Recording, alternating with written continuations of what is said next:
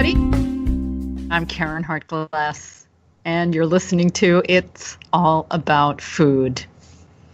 We've been doing this for a long time, haven't we? It's All About Food has been broadcast on the Progressive Radio Network for almost 10 years. I can't believe it. Can someone really talk about food every week for 10 years? Yes. There's so much to talk about, and there's so much that, unfortunately, many people don't know about what's in their food. And it's been one of my missions to help get that word out.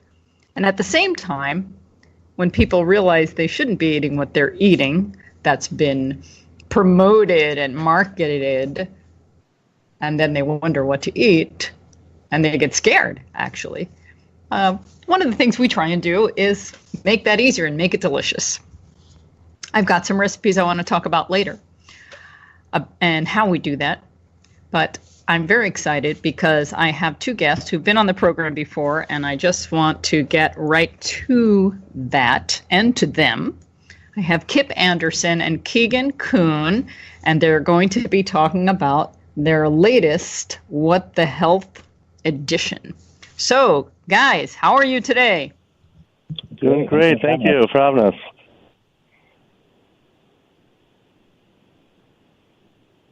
Hello?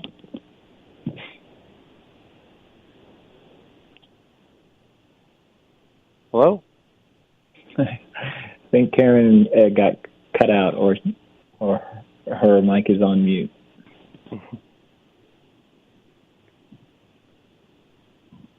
We can't hear anything. No, sorry. Well, while they figure out the... Hello, can you hear me? Yeah, we can hear you now. Okay. Oh, the mute button just mysteriously turned on. I'm sorry about that. No worries. I'm here. Don't go anywhere. Okay, let's start over. Kip, can you just say hello so I know that you're you? Yes, this is Kip here. Thanks for having us on. Okay, and Keegan. Yeah, thanks so much for having us on. Okay, very good. The first thing I wanted to say to both of you is thank you, because you have done tremendous work. Let's just talk about your two documentaries for a minute. Cowspiracy, the sustainable, I can't even say it. Cowspiracy, the sustainability secret, and What the Health are two films that we needed for a very long time. I can't tell you, I've been vegan for 30 years and vegetarian for longer, and many people were saying we need something that focuses on the environment and connects with food, and you did it. And then you came out again with What the Health, which really made a huge statement, and a lot of people saw it, and I really believe that you are changing the world in a huge way. So thank you. You're welcome. Thank you. Kind words. Very nice of you. Yeah, well, I mean, there have been other films that have come out. There have been other books that have been written, and in your films, you acknowledge some of the work that other people have come before you, but it really took you two to put it together in a way that was appealing to a much bigger audience, and the time is so ready for this message. So I want to ask you, and maybe ask you to kind of, the word that's coming to me is gloat, but that's not what I mean. I want to know what some of the reactions have been from celebrities and from names we recognize about your film and how it's changed their lives. Well, What the Health, it really almost kind of basically came like celebrity viral, it seems. Like one after another, you started seeing these tweets. There's someone who compiled all them together. And then it was really cool because it spilled into the athletes. And then like the NBA, it was Kyrie Irving saw the film. He went vegan, had it one of his best year he had his whole life was last year. Then the Tennessee Titans, one of the defensive linebackers on there, went vegan, his wife already is, and that was a really fun aspect of the film, getting out there to know that not only can you survive, but you can thrive and be a better athlete than ever, and that's really cool to see. The thing about your work getting in front of celebrities, and it's not something that I feel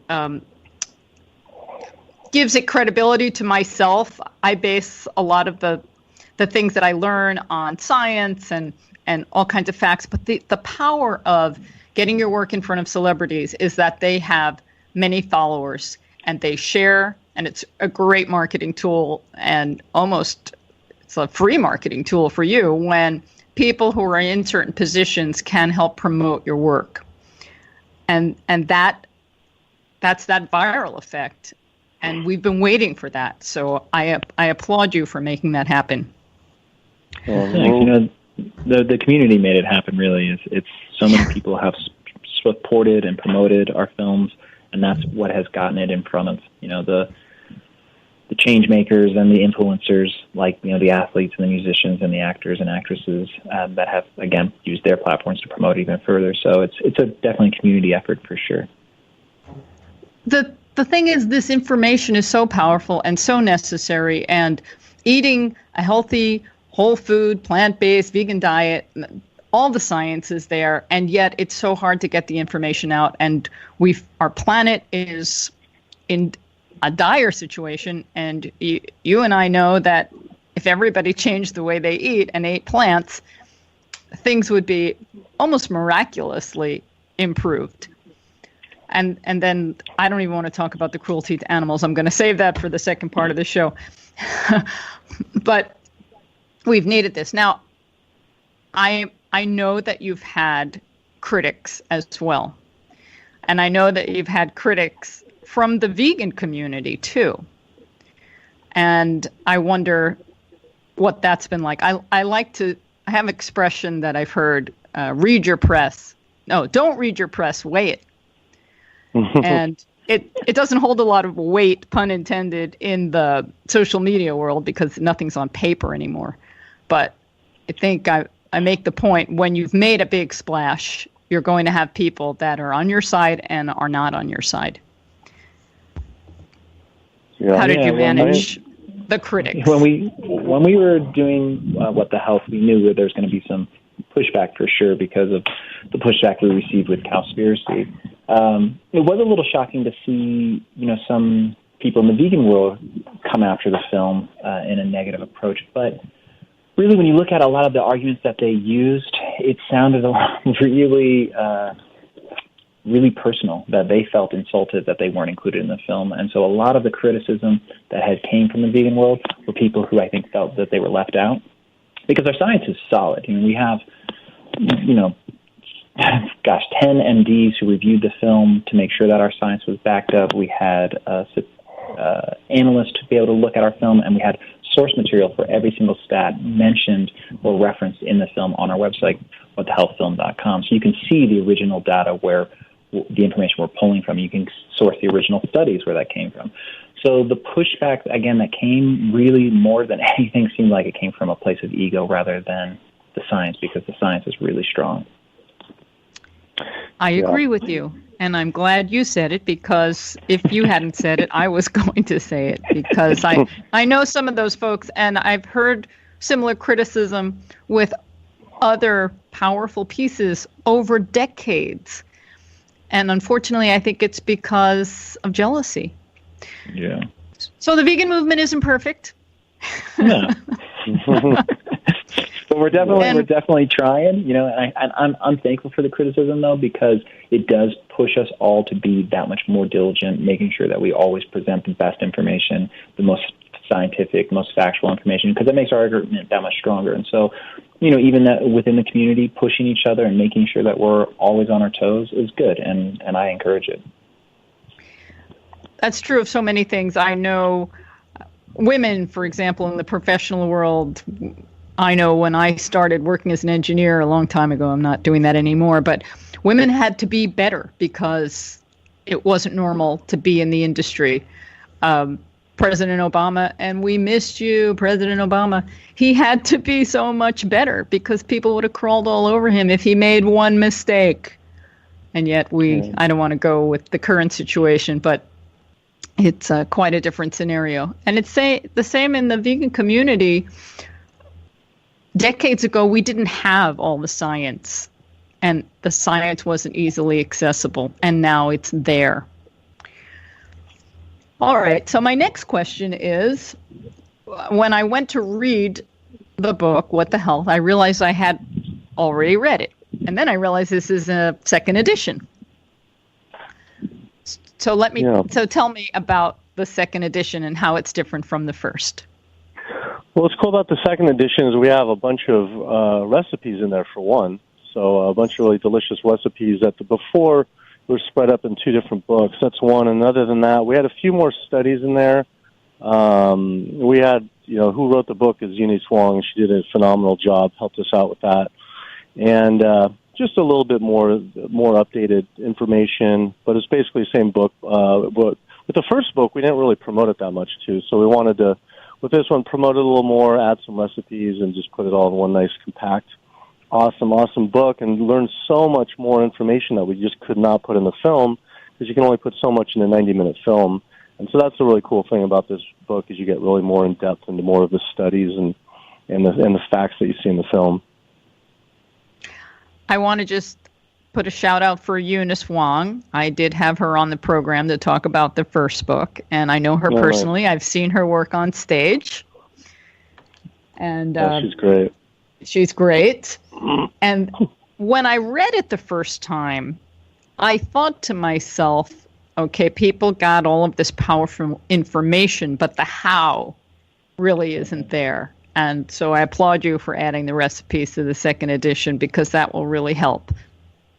Yeah, that's a great book. It really is. We had Cowspiracy. We have the book's called Sustainability Secret, and we really enjoyed that one. But I was really blown away with What the Health, where it was like a page turner with this whole storyline, but then learning all these facts that you just don't see everywhere, and it's really unlike any other health book that's ever been written. Really, I think it's phenomenal. So if people haven't seen the film, it streams on Netflix and a variety of other places on your website too, I believe. What the Health? Yes. And everyone should watch it, period. Might be a fun thing to cozy up to over the holidays. And then when you're thinking about the film and you want to know more about it, the book really comes in handy, because all the references are there. If you're like, I don't believe that. I don't believe they inject salt into chicken to make more plump or whatever. It's all in the book. Yeah. And it kind of holds your hand a little bit, too, to that transition. It's a great book for people who are interested in transitioning to a plant-based diet because of all the recipes. The recipes were done by registered dietitian Carly Slauson, and beautiful photographs on top of it. But it's also for somebody who's longtime vegan, who's looking for more healthful, coming from maybe a more junk food, fast food style vegan diet to a more plant-based, holistic diet. It's another great resource as well because of those recipes. So who created the recipes? The recipes were created by Carly Slauson, who's a vegan registered dietitian based in San Diego. Really talented writer, but also has the background of science to be able to back up that these are actually healthful meals. So it's meals, but it also can be really kind of utilized more as a meal plan even. All right, let's get back to the storyline in the book, What the Health. And as you mentioned, it really is a page turner. The film keeps you going, and the book as well. And there's just so much unbelievable information in it. I've been talking about food, like I said when I opened the show on this program, for 10 years. And I'm still, my jaw drops when I think about what goes on in industry to get food to people's plates. There were so many things in the book, but what was like the most surprising to you, or the worst thing that you learned about? There's so many, right? Yeah. I'm happy to jump in there. Or go ahead, Kip. Yeah. Oh, go ahead. I'm thinking of the thing that was most disturbing to me was the amount of pesticides, and in particular the dioxins that end up in animal-based foods. We're aware of this idea that pesticides accumulate in our flesh, and increase rates of cancer and so on. But the fact that those increase exponentially in animals' flesh because they're eating so much more food, and then we're consuming their bodies, or even worse, we're consuming their lactation.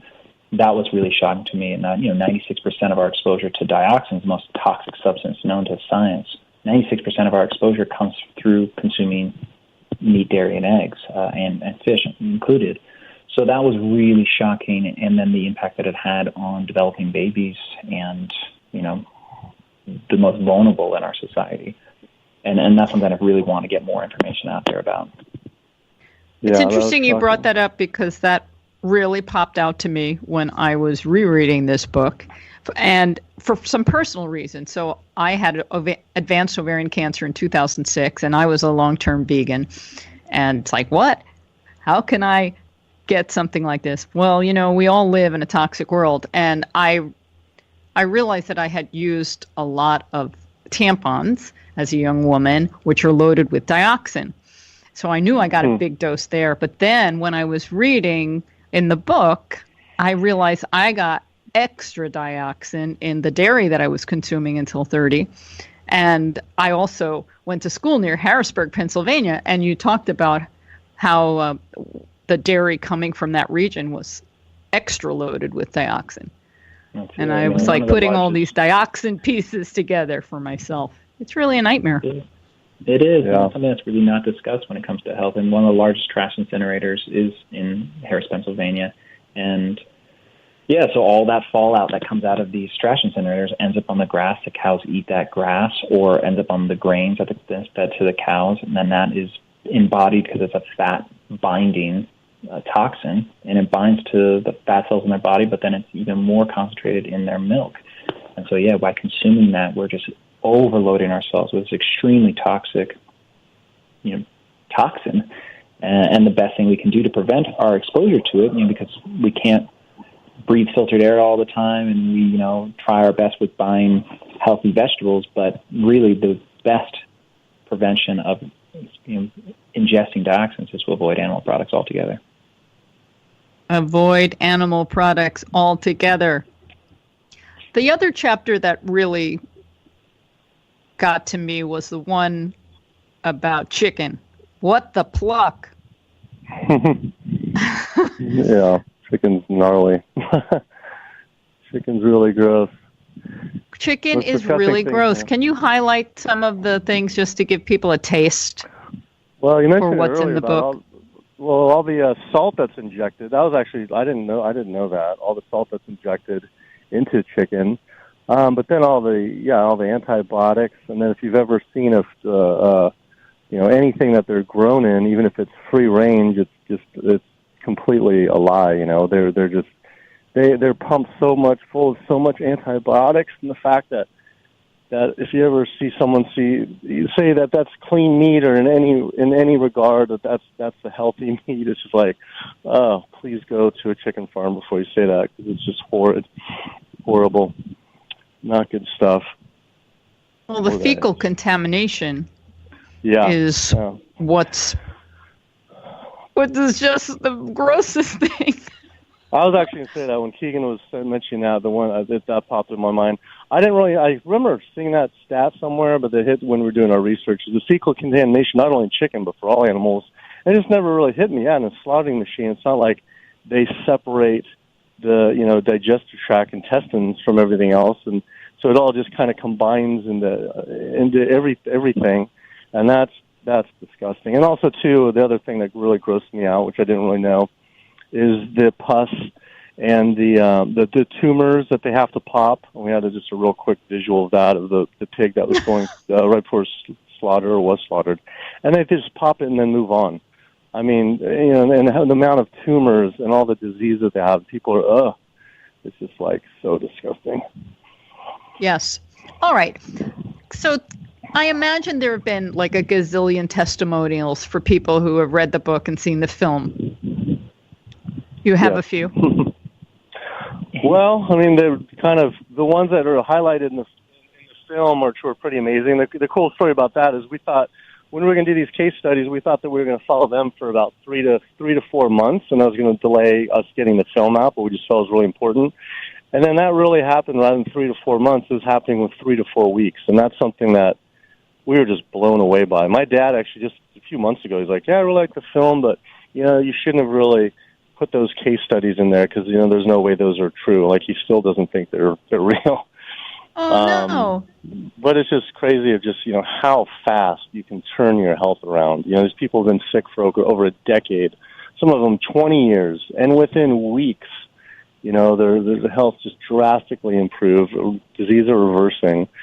It was miraculous. So we've gotten a lot of awesome emails similar to those stories, but, those stories are par for the course when you're following a whole food, plant-based, low oil, low sugar, or no oil, no sugar, to have that extreme of turnaround. And I'm sorry your dad doesn't believe this great work that you've been doing, but sometimes our family is the most difficult to convince. Have you gotten any new ideas since his response to the film on what to do next? To how to convince the most difficult? If you're not convinced by that and then seeing the stories, it's tough that you're ever going to. With that being said, he's eating, him and my stepmom, they're eating really, really well. They're about actually 90% vegan now. So, he said that, it's still made a huge impact on him, and they're doing well. So that's good. That is very good. I'm glad to hear that. Okay, so my next question is, what's next for both of you? Well, Keegan just had an awesome film come out. And tell them about that, Keegan. Yeah, so I just had released a film last month called Running for Good, and it's a feature-length sports documentary about 4-time world record vegan marathon runner Fiona Oakes, who's the fastest woman in the world to run a marathon on every continent and the North Pole. She does all of that despite the fact that she was told when she was 15 years old that she would never walk properly and definitely never run after going through 17 radical knee surgeries. She's gone on to do all these world records, but she does all that to raise awareness about the plight of animals. She runs a sanctuary where she takes care of 450 animals every single day and runs 100 miles a week.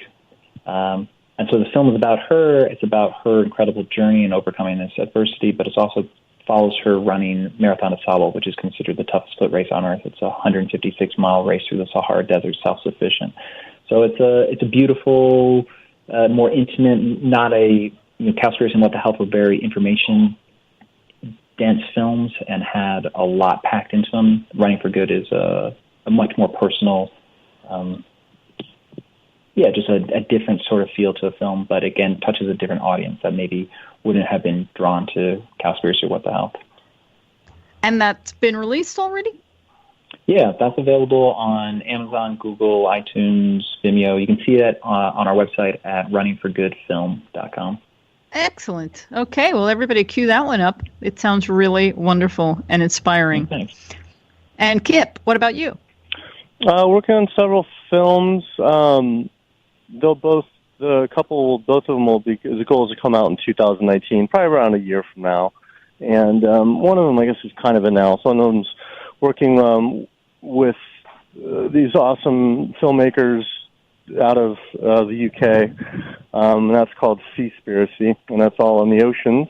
We have a good section in Cowspiracy on the oceans, but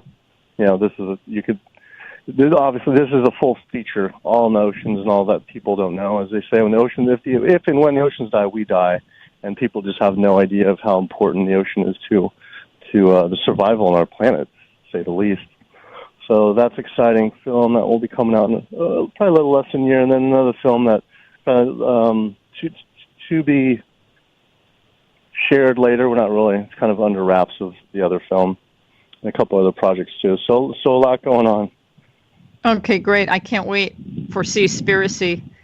The ocean is like our final frontier, and it's such a mystery to so many of us. And the stories that I've heard about fish, not even the mammals that live in the ocean, but the fish that live in the ocean and their intelligence and their communities, their families, their jobs, the way they interact, the way they strategize. It is mind-blowing. And why shouldn't they? It's just we've had this closed-minded feeling about humanity that nobody or no other species can do what we do. And in some ways that's true. No other species seems to be as destructive as humanity on this planet. But I'm looking forward to that one.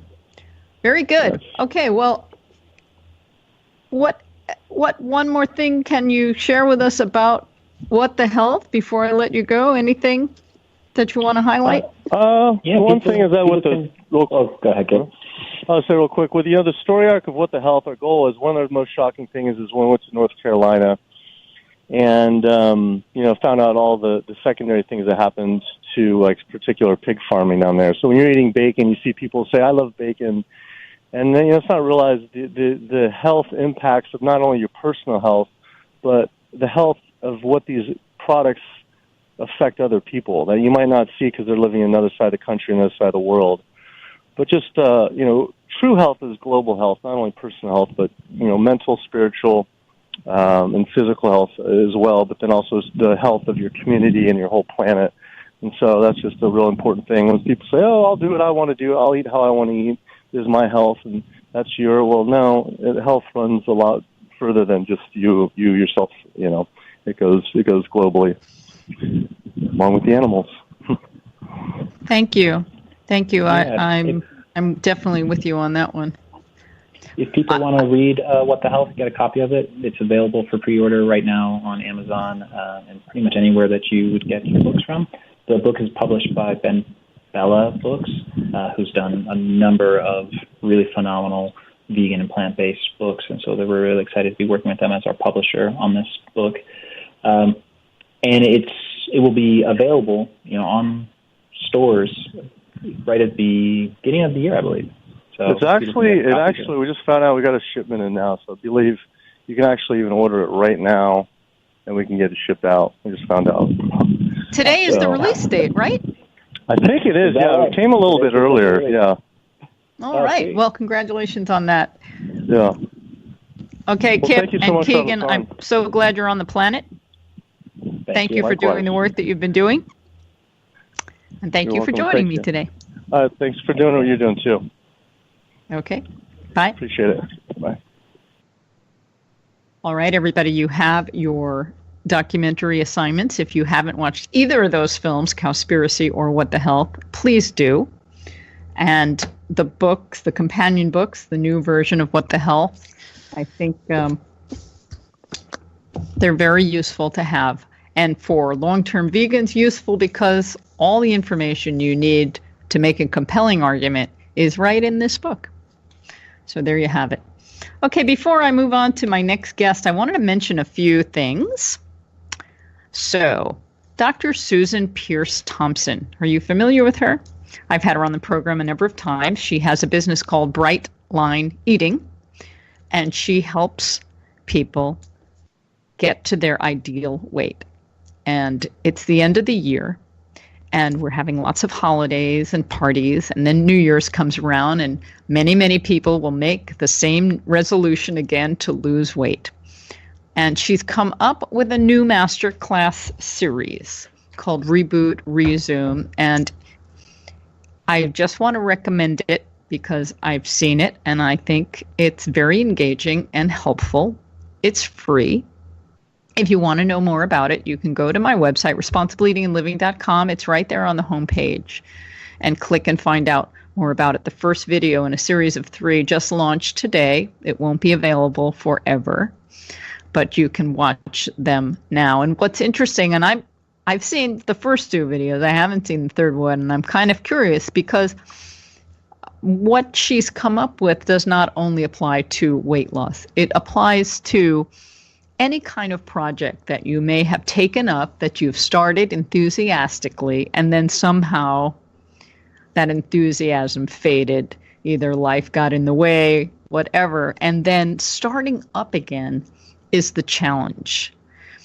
And she's come up with a way to do that, and I don't know what it is, but because I haven't seen the third video yet, but I can't wait to hear it. And she studies the brain, so that's her specialty, how we think.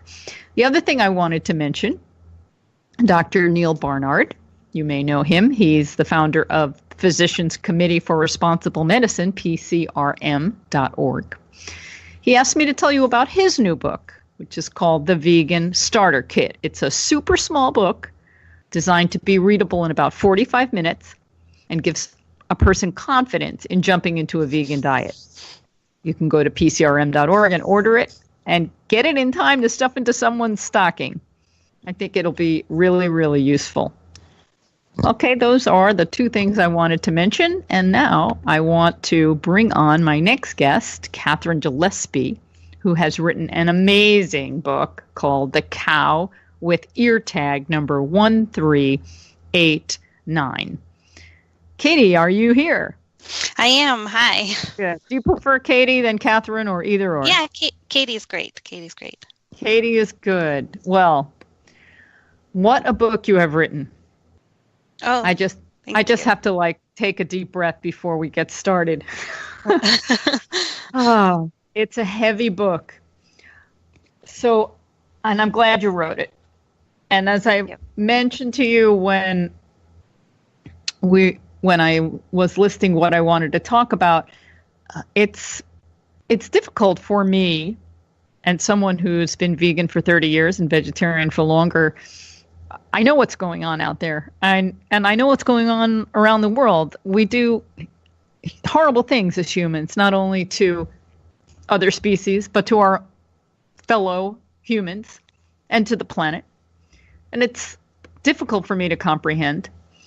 And sometimes I just prefer to focus on the bright side, focus on the light, focus on look, this food's really delicious. You should eat this instead of that.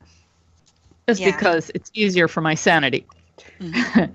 Yeah. So you wrote a very powerful book, and we're going to dig into it in a minute. But the first thing I want to know is, how were you able to write a book like this and not go crazy? It is a really difficult topic, as I think a lot of topics around the human use of animals are.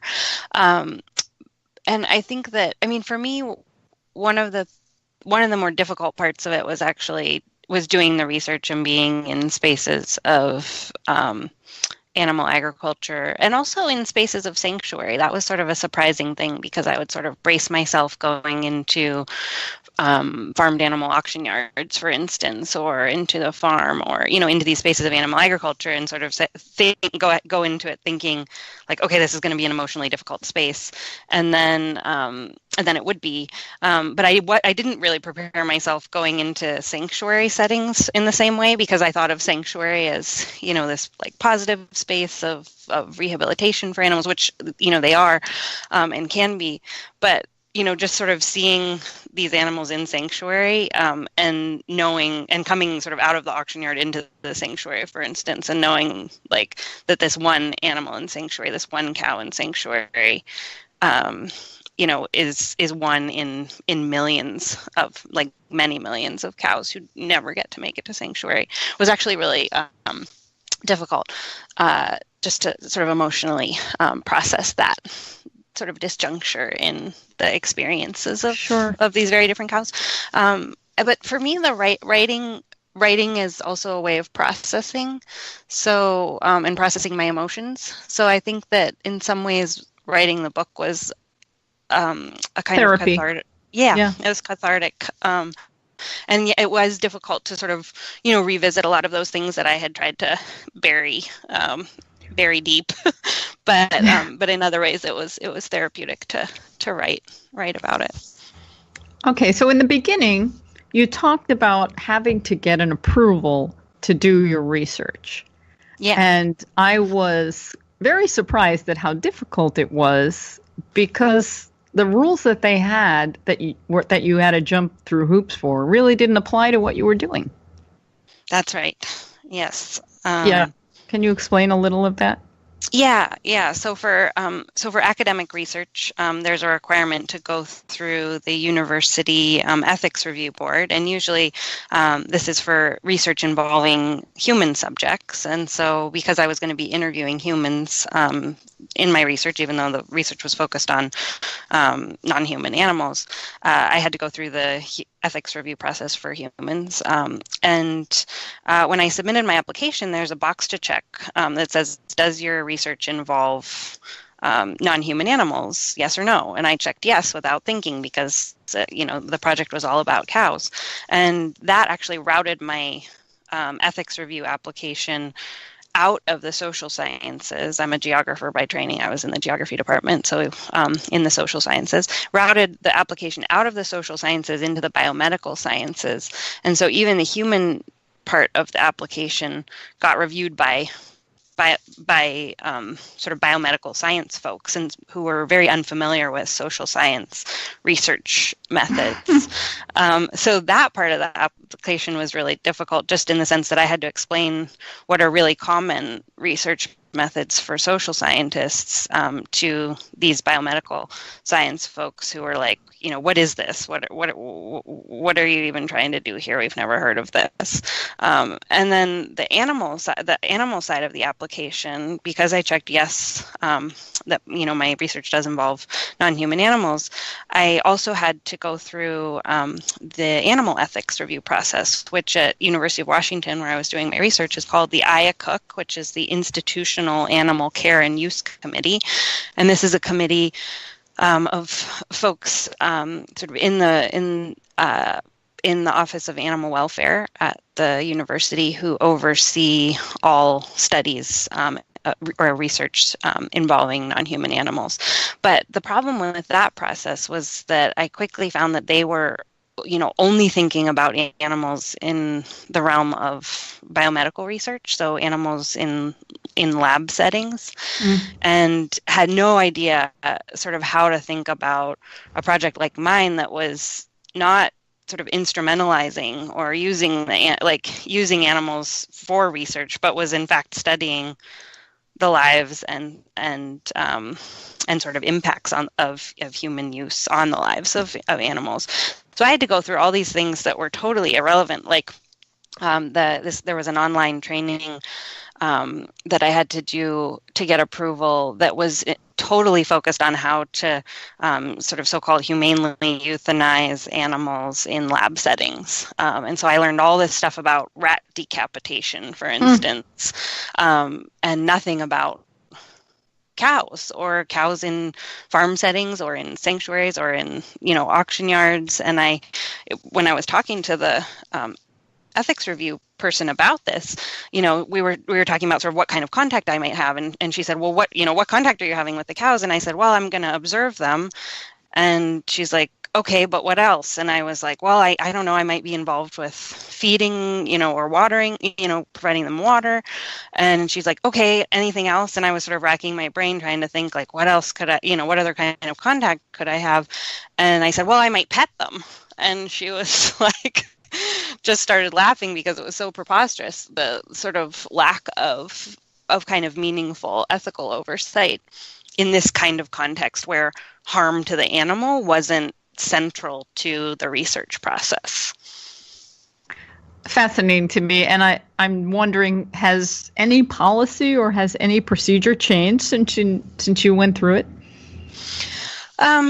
Not that I can tell at University of Washington, but I have talked in the last 5 years or so to a lot of different researchers who are doing, research similar to mine, just wanting to study the sort of lives and deaths of animals in like social science and humanities contexts. And there's a really fastly growing field of animal studies or critical animal studies that are sort of looking at doing research in this same kind of vein.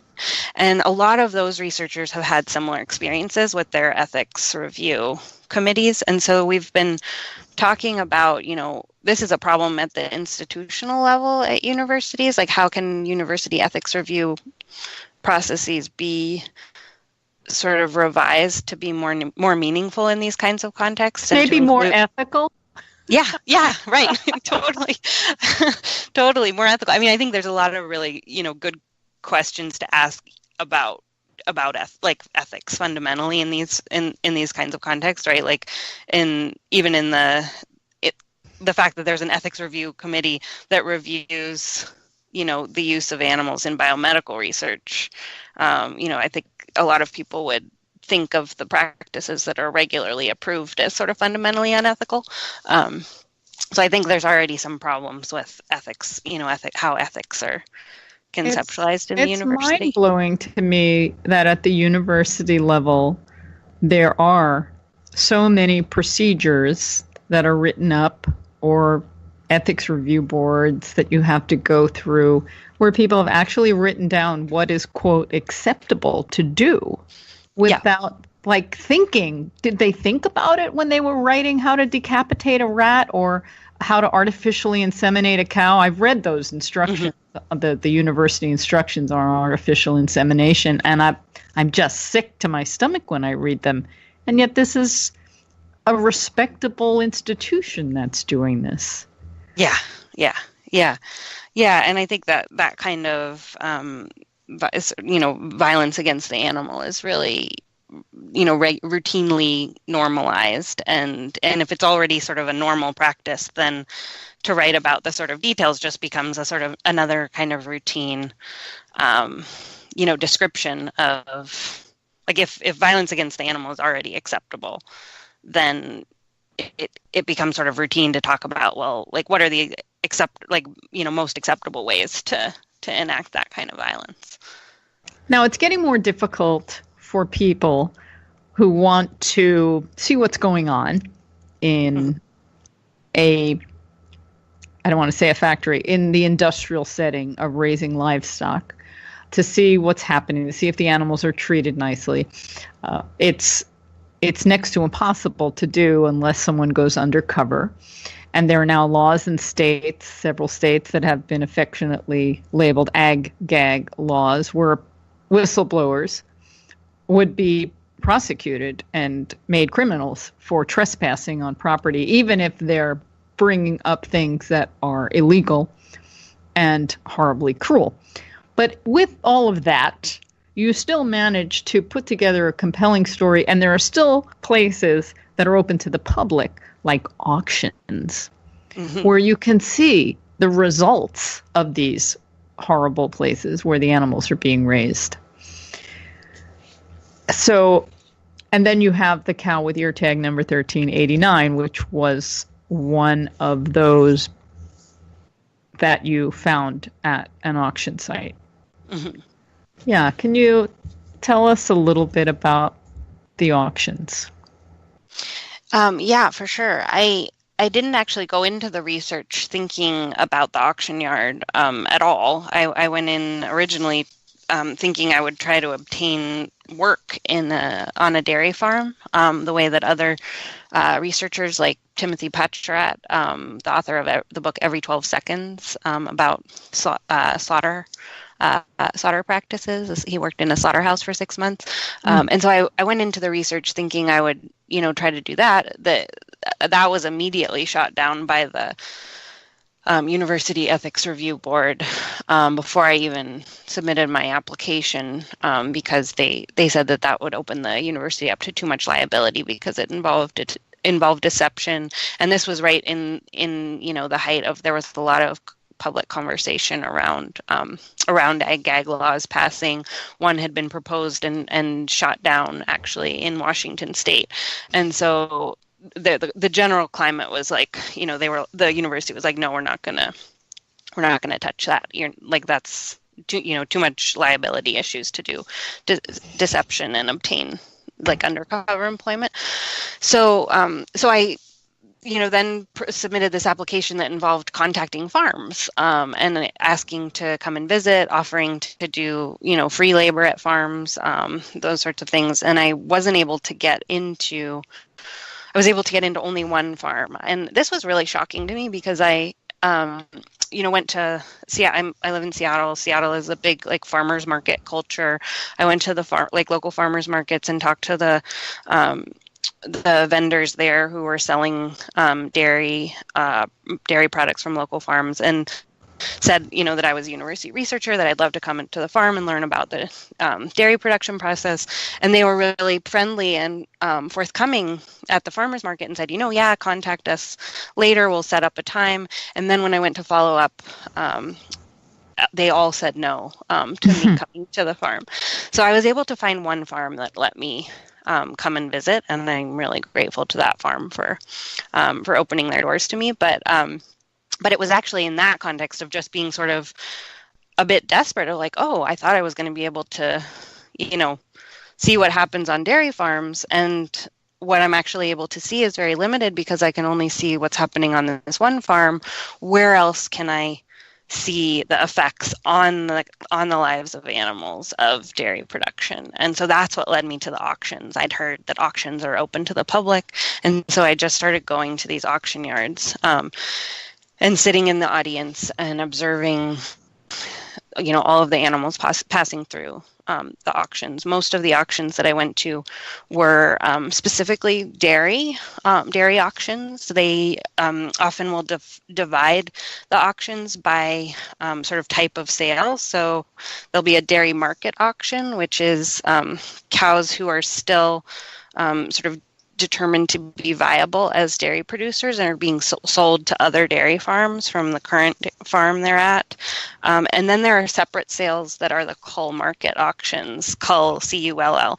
And those are selling cows who've been culled from the dairy herds, determined to be no longer productive as dairy producers and are going to be sold for slaughter. So they're very different. Those two kinds of auctions are very different in terms of just how they feel and also the condition of the animals. The dairy market auctions are more social. Often families will come together. There'll be kids there. It's a kind of more jovial event for the humans. And the cull market auctions are usually not that well attended by lots of people, but there'll be, quite a few meat buyers there who will just buy many, many cows at once to send to slaughter. So they're a bit different. And the cow with ear tag 1389, who the book is titled for, was at a cull market auction.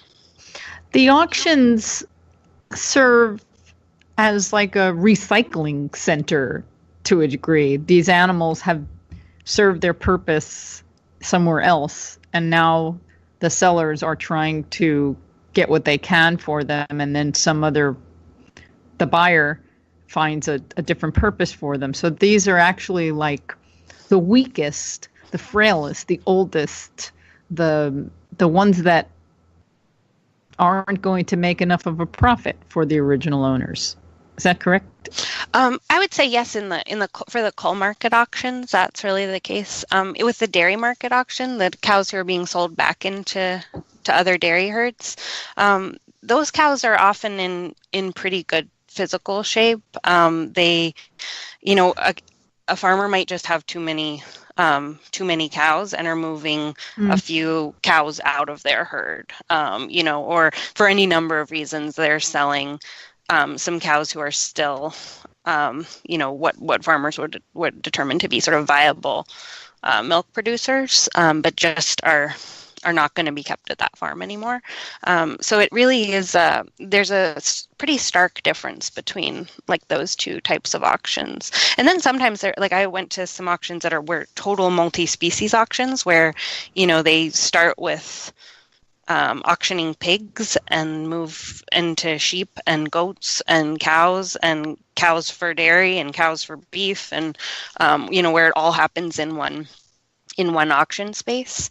But typically there are these sort of species specific auctions, and then within the species, like purpose specific, like cows for meat, cows for milk, those sorts of things.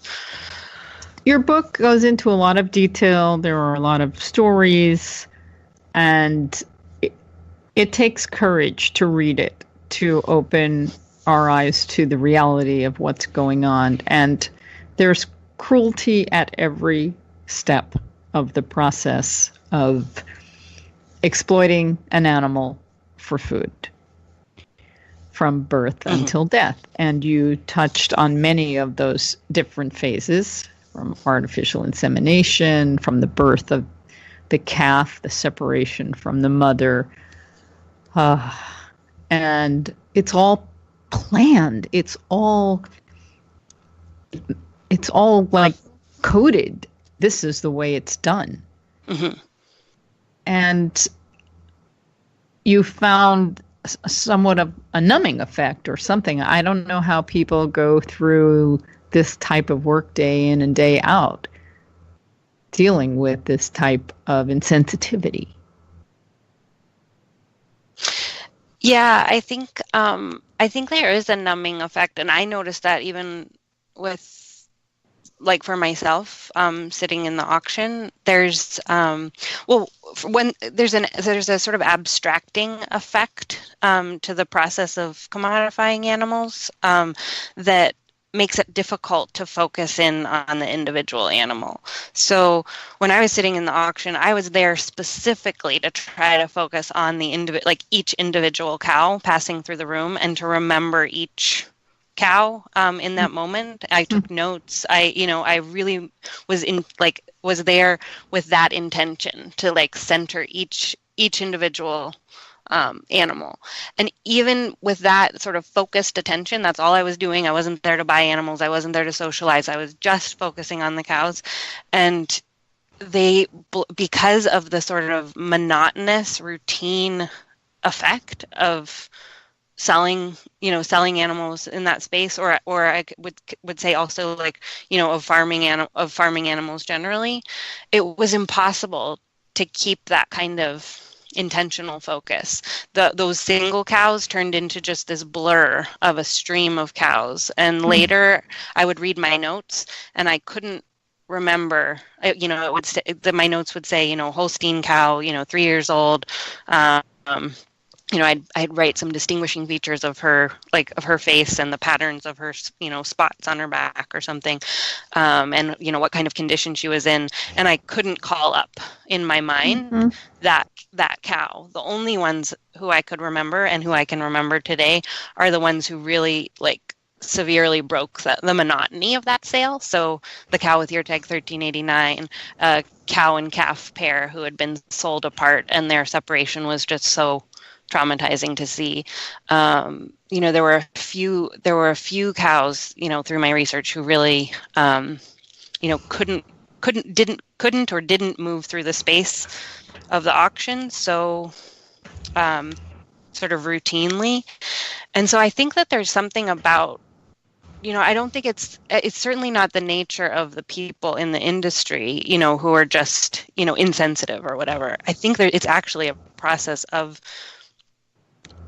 commodifying animals that drives that kind of abstraction from thinking of them as a singular being, which I witnessed, really in an embodied way myself through the research.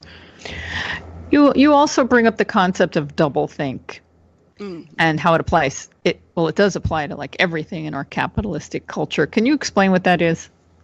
Yeah, so doublethink is comes from George Orwell's 1984, and he describes doublethink as a process where you see something as a truth, and then that's sort of an unsavory truth. It's something that's uncomfortable.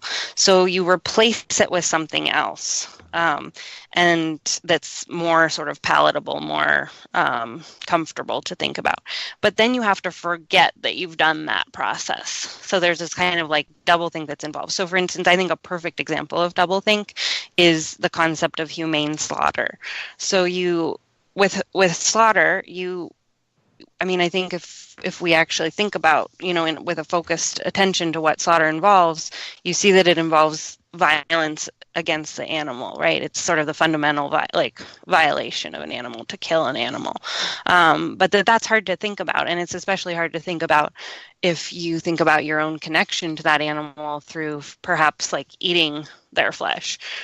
So you replace it with this concept of humane slaughter, right? That this process can be humane in some way, that the sort of violence inherent in the process can be removed by putting certain legal restrictions on it or regulatory restrictions.